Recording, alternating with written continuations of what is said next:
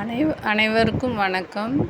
என்னுடைய சேனலை சப்ஸ்கிரைப் பண்ணாதவங்க சப்ஸ்கிரைப் பண்ணுங்கள். இன்று ஆரி ஒர்க்கில் இரண்டாவது தையல் ஹெரிம்போன்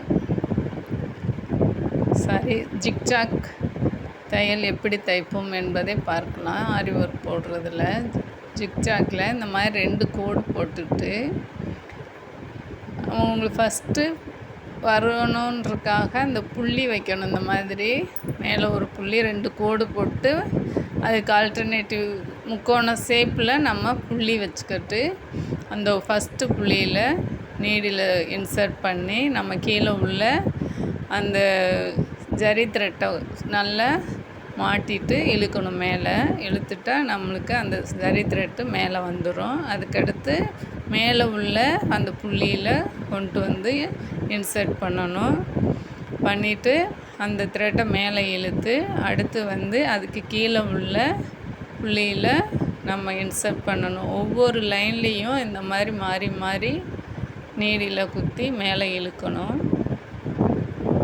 கீழே அந்த த்ரெட்டு வந்து நல்லா சுற்றிட்டு அந்த நிப்பிளில் நல்லா மாட்டிருக்கான்னு பார்த்துட்டு மேலே ஒரே இழுவையாக இழுத்துடணும். அப்போ தான் நம்மளுக்கு நூல் கீழே கலண்டு வராமல் டைட்டாக இருக்கும். அதே போல் மேலே இழுக்கிறப்ப அந்த த்ரெட்டை வந்து கீழே ஜரி த்ரெட்டு கையில் பிடிச்சிருக்கோம்ல, அதை நல்லா டைட்டாக பிடிச்சிக்கிட்டு மேலே இழுக்கணும். அப்போ தான் வந்து கலண்டு வராமல் இருக்கும். இந்த மாதிரி ஒவ்வொரு தடவையும் நல்லா ஒரு சுற்றிட்டு கீழே மேலே ஒரு இழுக்கிறப்ப நம்மளுக்கு கரெக்டாக அந்த த்ரெட்டு வந்து மேலே வரும்.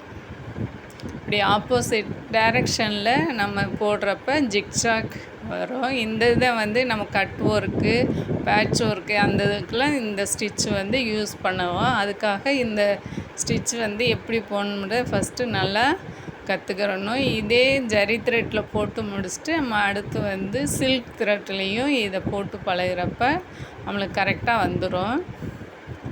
இது ஒவ்வொரு தடவை ஜிக்ஜாக் லைனில் நம்ம புள்ளி வச்சுக்கிறணும். ஃபஸ்ட்டு வச்சுட்டு இந்த த்ரெட்டை வந்து கீழே சுற்றி மேலே இழுக்கிறப்ப நம்மளுக்கு ஜிக்ஜாக் லைன் வந்துடும். கடைசியில் முடிக்கிறப்ப எண்டு நாட் போட்டு முடிக்கணும். இதே இது சில்க் த்ரெட்லேயும் நம்ம போட்டு பழகணும்.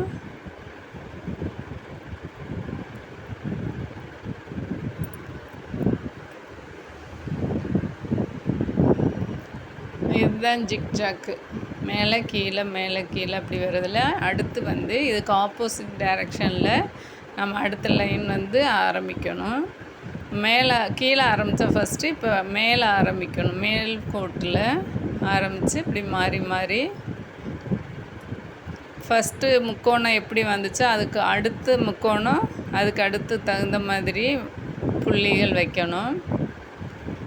ஆப்போசிட் டைரெக்ஷனில் வைக்கிறப்ப நம்மளுக்கு அந்த ஜிக்ஜாக் வந்துடும்.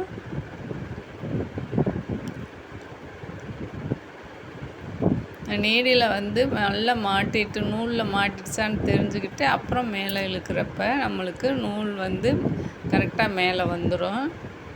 கலண்டு வராமல் மட்டும் இழுக்கணும். ஃபஸ்ட்டு பழகிறப்ப கஷ்டமாக தான் இருக்கும். அடுத்தடுத்து ஆரம்பிச்சு பண்ணுறப்ப நம்மளுக்கு ஈஸியாக வந்துடும். இதுதான் ஜிக்ஜாக்கு.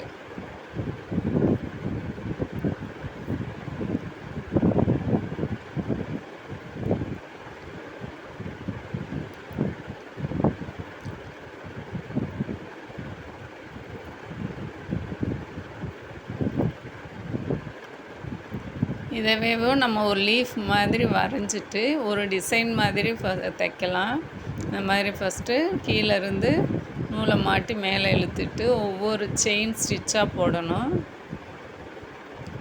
நம்ம ஆல்ரெடி செயின் ஸ்டிச்சு ஃபஸ்ட்டு வீடியோவில் பார்த்தோம்ல, அதுதான் செயின் ஸ்டிச்சு. அந்த செயினை இந்த லீஃபில் வந்து சின்ன சின்ன செயினாக போட்டுட்டு வரணும். இப்படி குத்தி மேலே இழுக்கணும். திருப்பி கீழே குத்தணும். அந்த நூலை மாட்டிட்டு மேலே இழுக்கணும். மறுபடியும் கீழே குத்திட்டு அந்த நிப்பிளில் மாட்டணும் அந்த நூல். அப்படியே மேலே இழுத்துட்டு வரணும்.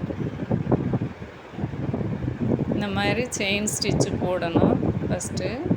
இது போட்டு முடிச்சுட்டு இது மேலேயும் நம்ம ஜிக்ஜாக் போடுறப்ப அது ஒரு டிசைனாக இருக்கும். அதில் நம்ம வந்து எந்த ஒரு ஒர்க்கும் பண்ணுறா இருந்தால் ஈஸியாக பண்ணிக்கலாம், கலண்டு வராமல் இருக்கும். அதுக்காகத்தான் இந்த மாதிரி செயின் ஸ்டிச் போட்டுட்டு ஜிக்ஜாக் போடுறது.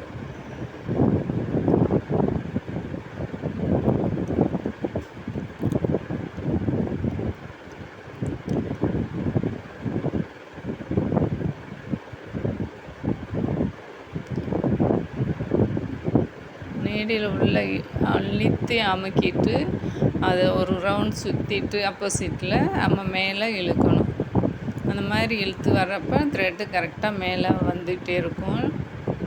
லூஸாக பிடிச்சோமாக்கும் த்ரெட்டு வந்து கலண்டு வந்துடும். அதனால் டைட்டாக பிடிச்சிக்கிட்டு மேலே இழுக்கணும். அடுத்து வந்து ஜிக்ஜாக் லைன்லேயேவும் ஆப்போசிட் டைரெக்ஷனில் குத்தி எடுக்கணும். இப்போ இந்த செயின் ஸ்டிச்லேயும் ஆப்போசிட்டில் உள்ளுப்புறமாக குத்துறோம். அதுக்கடுத்து வெளிப்புறமாக ஆப்போசிட்டில் குத்தி எடுக்கிறோம். இப்போ ஜிக்ஜாக் லைன் வந்துடும். இது வந்து கட் ஒர்க் பண்ணுறப்ப எந்த ஒர்க்கும் பண்ணுறப்ப இந்த மாதிரி ஸ்டிச் போட்டு ஆரம்பித்து பண்ணோமாக்க நம்மளுக்கு அது கலண்டு வராமல் ஈஸியாக அப்படியே நிற்கும். அதுக்காகத்தான் இந்த ஸ்டிச் யூஸ் பண்ணுறது. உங்களுக்கு ஏதோ ஒரு டிசைன் போட்டுட்டு இந்த மாதிரி பழகுங்க. செயின் ஸ்டிச் போட்டுட்டு அதுக்கு மேலே ஜிக்ஜாக்ஸ் லைன் போடணும்.